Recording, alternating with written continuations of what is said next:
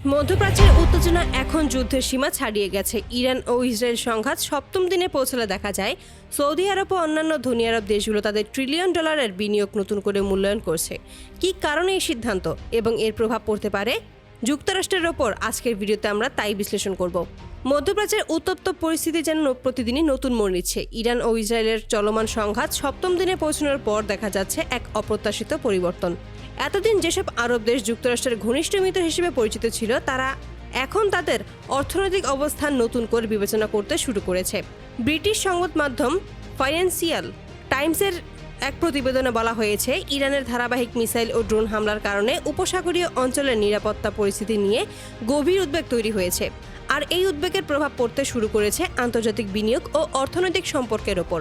Saudi আরব, কাতার, Kuwait এবং সংযুক্ত আরব আমিরাত, এই চারটি ধনী উপসাগরীয় রাষ্ট্র বহু বছর ধরে যুক্তরাষ্ট্রে বিপুল পরিমাণ অর্থ বিনিয়োগ করে আসছে।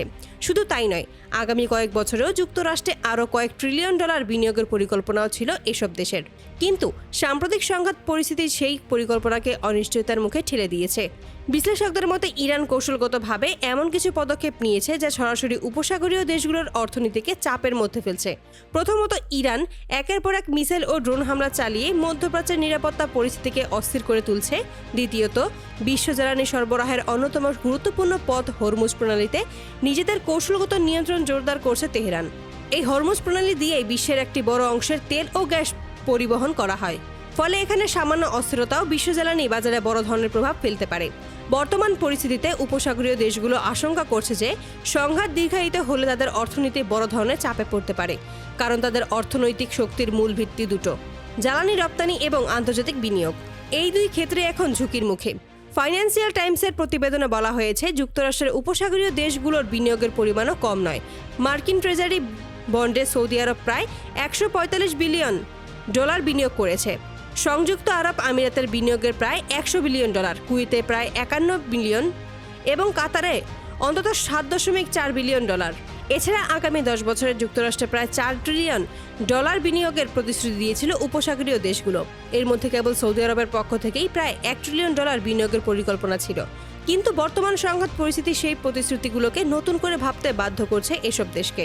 প্রতিবেদনের নাম প্রকাশে অনিচ্ছুক এক উপসাগরীয় কর্মকর্তার বক্তব্যে জানা গেছে, যুদ্ধের অর্থনৈতিক চাপ সামাল দেওয়ার জন্য আরব রাষ্ট্রগুলো এখনও পুরোপুরি প্রস্তুত নয়। ফলে তারা বিদেশে করা বিনিয়োগ, অর্থনৈতিক চুক্তি এবং ভবিষ্যৎ আর্থিক প্রতিশ্রুতিগুলো নতুন করে পর্যালোচনা করতে শুরু করেছে।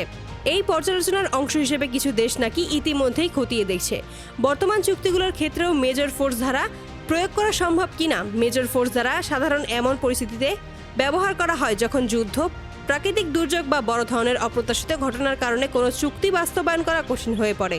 বিশ্লেষকদের মতে, যদি এই ধারা প্রয়োগ করা হয় তাহলে কিছু বিনিয়োগ চুক্তি স্থগিত কিংবা বাতিলও হতে পারে। মধ্যপ্রাচ্যের অর্থনৈতিক উত্থান দীর্ঘদিন ধরে দুটি শক্ত ভিত্তির ওপর দাঁড়িয়ে আছে। প্রথমত, এই অঞ্চলের দ্রুত উন্নয়নশীল শহরগুলোকে নিরাপদ বিনিয়োগ কেন্দ্র হিসেবে গড়ে তোলা হয়েছে। দ্বিতীয়ত, জ্বালানি রপ্তানি থেকে ধারাবাহিক বিপুল আয়ের ওপর নির্ভর করেছে এইসব দেশের অর্থনীতি। কিন্তু সাম্প্রতিক সংঘাত এই দুই ভিত্তিকেই একসঙ্গে নাড়িয়ে দিয়েছে।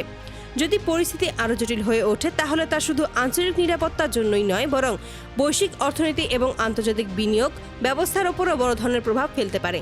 বিশেষজ্ঞরা বলেছেন, যুদ্ধ দীর্ঘস্থায়ী হলে উপসাগরীয় দেশগুলোর বিনিয়োগ কৌশল এবং অর্থনৈতিক পরিকল্পনায় বড় ধরনের পরিবর্তন আসতে পারে। আর সেই পরিবর্তনের প্রভাব শুধু মধ্যপ্রাচ্যে সীমাবদ্ধ থাকবে না, বরং বিশ্বের বড় অর্থনৈতিক শক্তিগুলোর সাথেও নতুন সমীকরণ তৈরি হতে পারে।